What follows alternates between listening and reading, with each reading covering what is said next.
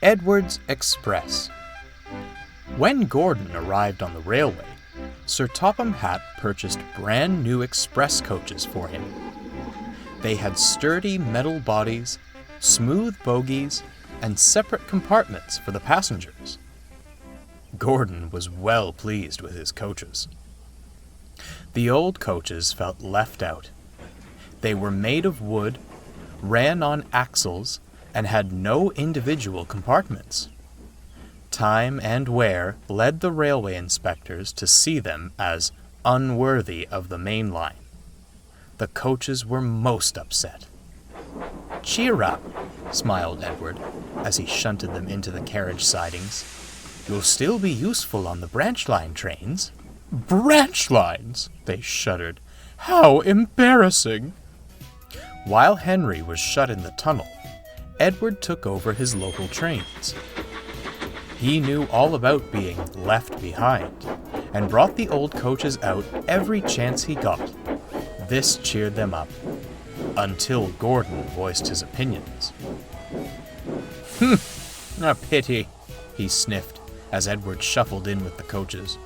"But that's the price of progress.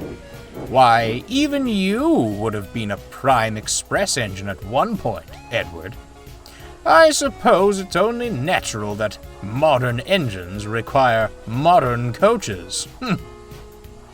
"Is that so?" smirked Edward.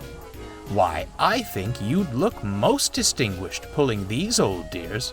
"Oh, no thank you," Gordon harumphed. "They'd be open-top carriages before I even reach top speed. Now these are proper coaches," he finished, eyeing the express behind him. "Is that what they are?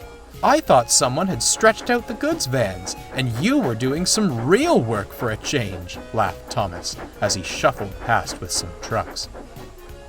Edward couldn't help but chuckle, and Gordon fumed out of the station. His mood didn't improve on the main line. They were running well. Too well. "Settle down, Gordon," scolded the driver. "You'll do a number on yourself. Make no mistake." Real work," muttered Gordon. "I'll show those engines a thing or two about real work." The next morning, Gordon tried to leave the sheds, but he couldn't. "What's happened to me?" he groaned. The crew inspected him and quickly found the problem. "Something's wrong with your tender brakes," sighed the fireman. "And with how you were going about yesterday, I'm not surprised." "And you thought the old coaches were the ones who would fall apart," laughed Thomas. Edward shot him a look. "This is no time for teasing, Thomas. The express must go out on time." "Pooh! And how?" grunted Gordon. "You aren't strong enough to pull those coaches, Edward." Edward glanced at the coaches in the carriage sidings. And then he spotted something else. The passengers were growing impatient. There was no train ready for them, and it would soon be time to leave. The fat controller had just stepped out of his office to see what the matter was, when he saw a most peculiar sight. Edward came steaming in with all the old coaches he could find. The passengers were surprised, but thankful they had a train at all. They hurriedly boarded the coaches, and the fat controller smiled. "Well done, Edward. Most resourceful of you.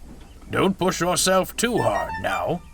"I may not match Gordon's pace, sir," smiled Edward, "but I'll have a jolly good try." The guard blew his whistle, and Edward started away. Soon he was coasting down the main line, making excellent time. He whooshed through the tunnel, giving Henry quite a surprise. "Go on, Edward! Go on!" he cheered. Come along, Edward puffed. "Gentle and fast, cooed the coaches. They were very pleased with Edward. At the last station, the passengers cheered and thanked Edward. The engine at Vickerstown was most amused. but looked on with admiration. Edward just smiled. He was thankful for a rest and a drink. When he returned to Sodor, Edward spoke kindly to the old coaches. "Well, dears, how did you fancy a return to the glory of the express?" "Oh, it was lovely, Edward," smiled one.